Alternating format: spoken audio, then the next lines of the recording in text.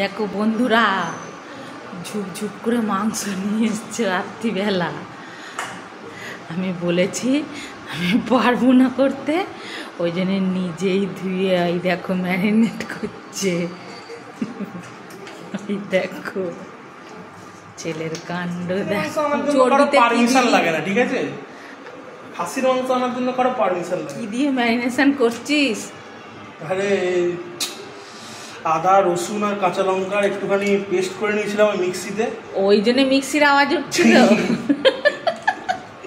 ওইটা আর বাইরে থেকে একটু টক দই এনেছিলাম। টক দই ফ্রিজে ছিল। আগে ঠিক আছে, ফ্রিজেরটা আমি খেয়ে নেবো।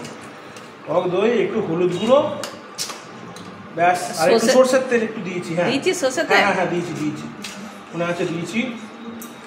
চলো হয়ে গেছে। এবার একটা কৌটো দাও না আমাকে, একটা ফ্রিজে ঢুকিয়ে রাখি। এটা অনেক তো নিয়ে এসছিস। 1.5 কিলো মতো নিয়ে এসছি, বেশি আনিনি।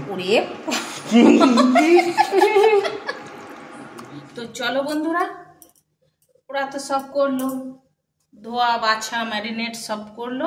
এবার রান্নাটা তো আমাকে করতে হবে। চলো শুরু করলাম। তো আগে আলুটা ভেজে নিয়েছি, আলুগুলোকে ভেজে নিয়েছি। তো এইবার ওই আলু ভাজার তেলেতে একটুখানি ঘি দিয়েছি, গরম মশলা ফোড়ন দিয়েছি, তেজপাতা দিয়েছি, দিয়ে রসুনটা দিয়ে দেবো।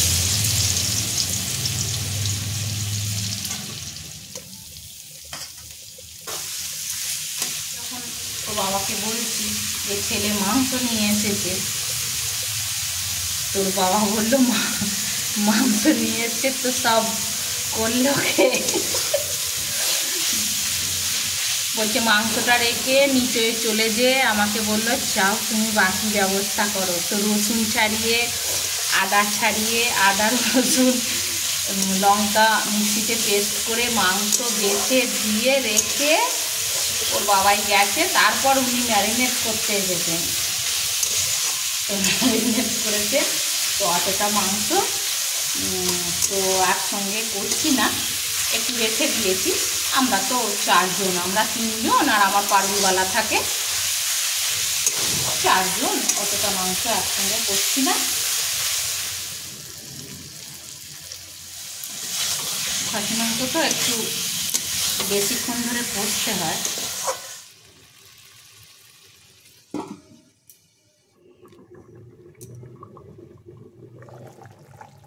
এই দেখো কষা হয়ে গেছে। তো জল দিয়ে, একটু গরম জল দিয়েছি, আলু পেঁপে দিয়ে দিয়েছি। এবার একটু ফুটুক, প্রায় সেদ্ধ হয়েই এসেছে, আর একটু হতে লাগবে।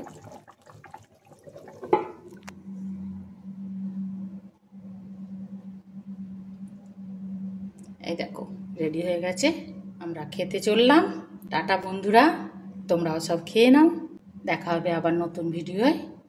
তোমরা ভালো থেকো, সুস্থ থেকো।